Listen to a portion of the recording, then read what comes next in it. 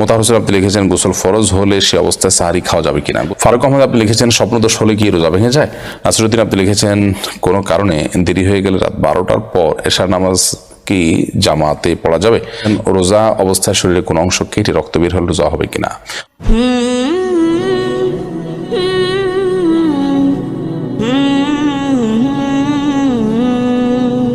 মোতাহার হোসেন আপনি লিখেছেন গোসল ফরজ হলে সে অবস্থায় সাহারি খাওয়া যাবে কিনা। গোসল ফরজ হয়েছে, এই অবস্থায় আপনি সাহারি খাচ্ছেন, জায়েজ হবে, এটা না জায়েজ কিংবা হারাম নয়।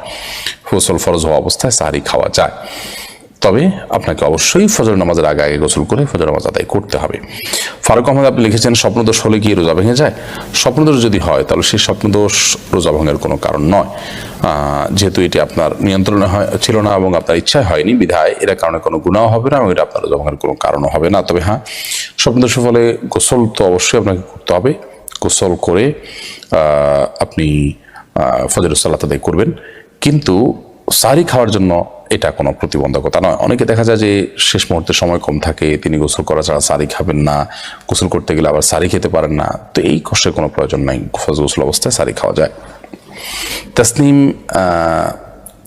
স্কুলে আইডি থেকে, হাই স্কুলে আইডি থেকে আপনি লিখেছেন রোজা অবস্থায় শরীরে কোনো অংশ কেটে রক্ত বের হলে রোজা হবে কিনা।